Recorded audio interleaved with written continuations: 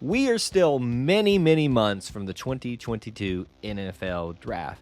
However, that doesn't stop people from looking ahead and prognosticating, whether it's rankings or even things like draft boards. Mel Kiper has released his latest big board, his top 25 NFL draft prospects.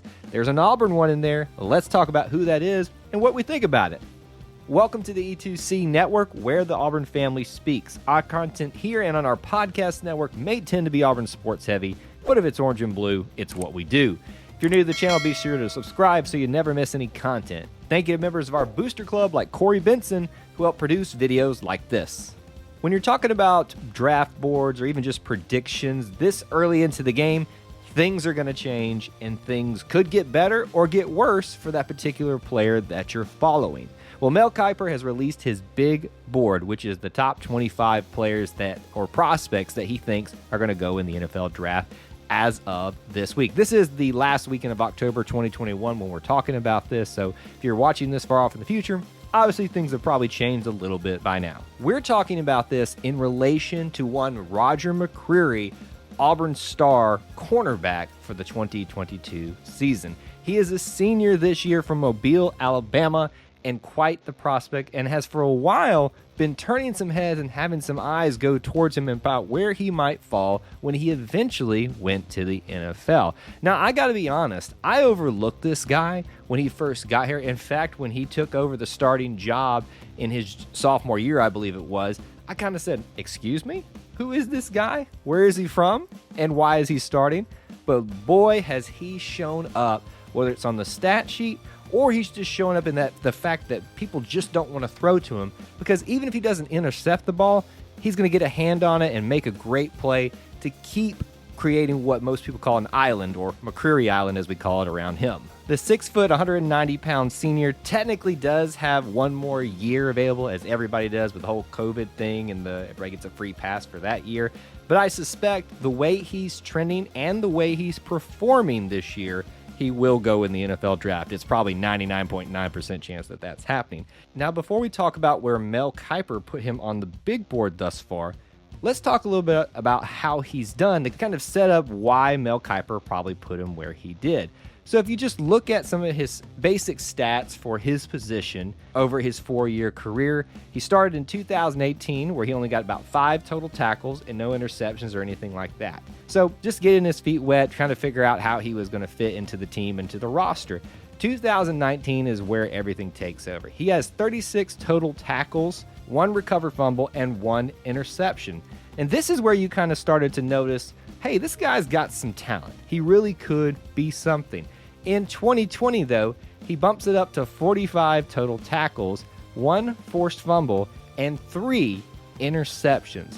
And so far, through 7 games this year in 2021, he has 27 total tackles, 2 interceptions, no fumbles or anything like that. But he's also got 6 pass deflections to go along with that, which is up on the upper end of what he usually does in a season.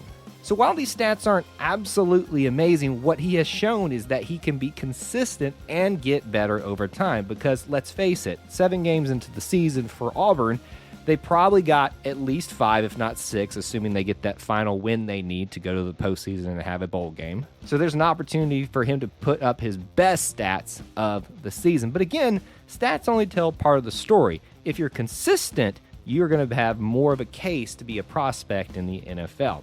So where does this mean for the Mel Kiper big board? Well, Mel Kiper put him at number 19 overall on his big board. Now, you can go onto ESPN Plus if you have the subscription to look at them all. We're not going to go through all of that. I basically just went and found, the list, the summary that a lot of people were putting out there. One of those I found was the SEC players. And of course, as usual, there's a ton of SEC players on there. But what I found interesting was not only where Roger McCreary at number 19 overall he put him, that Roger McCreary was the number 2 defensive back on the board for Mel Kiper out of the SEC. Who's that number 1, you ask? Well, it's Derek Stingley Jr. of LSU. Not a shocker there.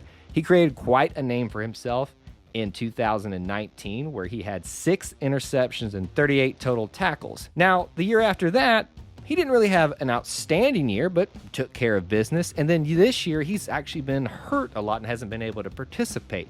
So Stingley actually created the name for himself, and that has carried over since he's been at LSU in that very first season that he played in. So the question I start asking myself, is Roger McCreary actually the best cornerback and the best defensive back prospect out of the SEC? He has a case to be that.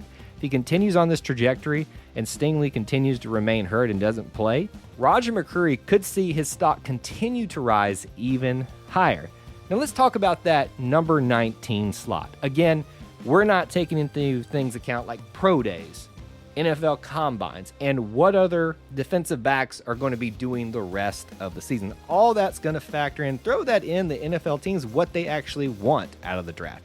This may be an entire first round where there's only one team that wants a defensive back. Out of 32 teams, I highly doubt it, but the fact remains that it looks like Roger McCreary has solidly placed himself in the first round, if not much higher up than some people suggested. I don't think this is going to be a case where there's a surprise of Noah Igbenogany as the last pick in the first round, like back in 2020. But like I said, if he continues to perform, and Stingley especially continues not to be able to perform, this could be an opportunity where Auburn has another person launch themselves up the draft board even farther.